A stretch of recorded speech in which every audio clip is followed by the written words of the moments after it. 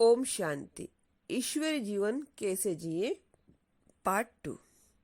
हमने यहाँ तक सुना था कि जिस रंग का चश्मा आप पहनेंगे उसी रंग की दुनिया आप देखेंगे, अर्थात जैसी दृष्टि वैसी सृष्टि।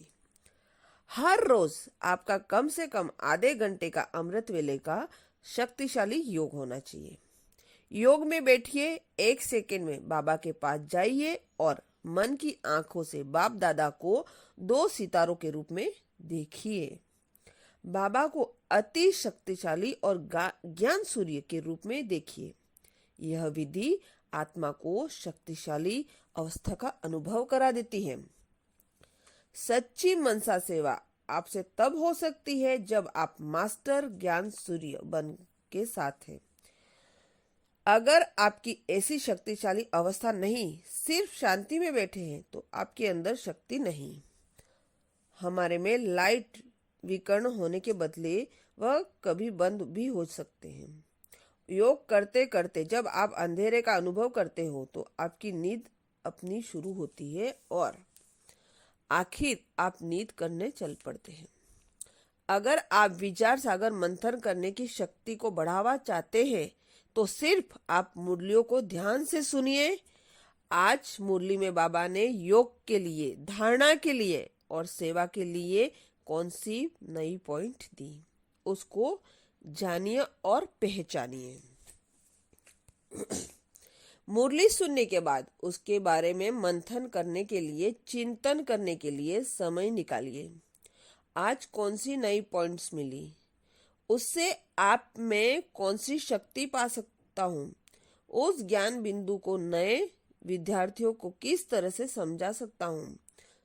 अगर मुझे समाचार पत्र लिखना है तो मैं उन्हें कैसे और किस रूप में लिख सकती हूँ। यह विचार सागर मंथन करने की पद्धति है। जब आपके विचार सागर मंथन करने की आशंका प्रलब्ध है तो आप मंथन कर सकते हैं। रात को सोने से पहले उस दिन का चार्ट करो। अपने समय को बर्बाद न करो। योग करें, बिना सुबह समाचार पत्र नहीं पढ़ो और रात को सोने से पहले टीवी भी मत देखो। बुरे समाचार और खराब दृश्य मन में खराब संकल्प लाते हैं।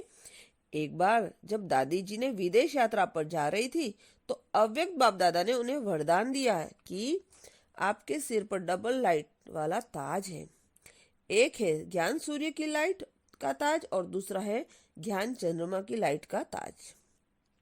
बाबा के इन शब्दों ने बहुत रूहानी शक्ति दी। जब जब मैं बाबा के पास जाता या जाती हूँ तो मैं ऐसा ही सोचती हूँ।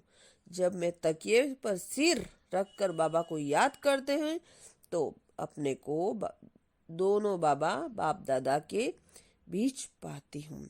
इस तरह मैं रात को सोने से पहले अभ्यास करती हूँ। इससे मैं बहुत लाइट, हल्कापन महसूस करता हूँ और जब मैं सपनों में बचकर रहता हूँ, बाबा की गोद मन के लिए एक सुरक्षित और प्यारा स्थान है।